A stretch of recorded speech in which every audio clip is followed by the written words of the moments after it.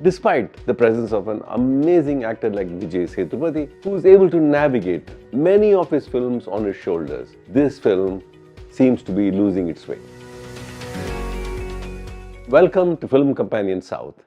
This time we will be reviewing a film called Maamanithan. Watching this film by Seenu Ramasamy, it seems that the film production has been a rather long drawn-out affair. It has travelled through several ups and downs, giving us the feeling of a tired traveller. Despite the presence of an amazing actor like Vijay Sethupathi, who is able to navigate many of his films on his shoulders, this film seems to be losing its way. And that's largely because it lacks a central dramatic focus. It starts off as Sethupathi playing Hariharan Krishnan, an honest auto rickshaw driver in a small rural town, wanting to educate his two kids through a good English-speaking education system. His wife, Savitri, played by Gayathrie, assures him full moral support. Somehow, he meanders into a bogus real estate deal into which he gets trapped by Madhavan, played by Shaji Chen, a person you can smell out as a crook from a mile away. But Sethupathi cannot. That trap leads him into running away to Kerala on a wild goose chase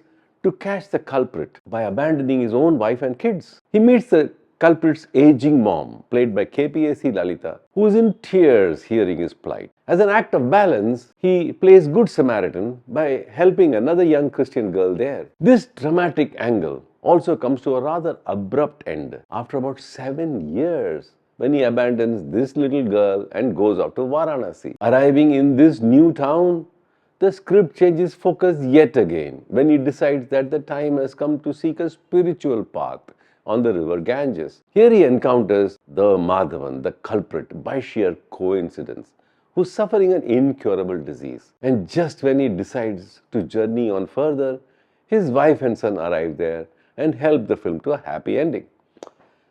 One can clearly see what starts off as a homage to Kamal Haasan's Mahanadi, which deals with a similar good guy getting trapped in crooked deals, losing its way. The real problem is in the style of narration. All the crucial turning points are narrated as flashbacks by secondary characters or as voiceover narrations. When something like this happens to a screenplay device, we lose out on whose point of view is this story, who is it being told from.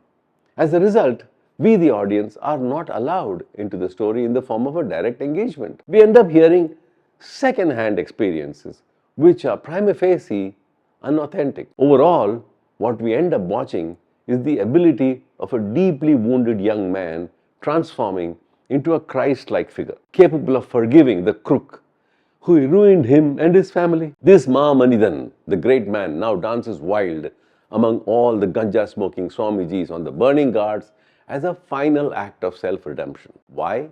How? Where does it all change? Who was responsible for all this?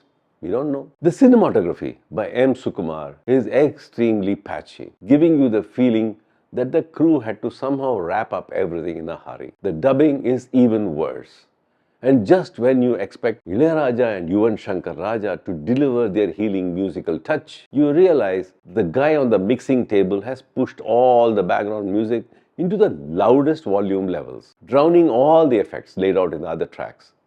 The soundtrack is a disaster. But what really stands out in this rather torrid saga are three excellent performances. Savitri, played by Gayathrie, has a kind of restraint and naturalness not seen much on the Tamil screen. The way she blends into the landscape and her small family is amazing. And then you have Somasundaram, playing Ismail, Sethupathi's best friend and savior of the abandoned family. Honestly, what a relief it is to see a Muslim character given some importance in an Indian film. This kind of inclusivity had almost been given up as a lost cause. I sincerely hope that other filmmakers in the future take this lead and start developing more characters from the Muslim community. And then we have Jewel Mary, playing Pilomi, the tea vendor in the backwaters of Alapi, who accommodates Radhakrishnan. What a radiant presence. She is one of the rare actors who just need not perform or exert herself to play her role. So what could have been a well-crafted Hitchcockian drama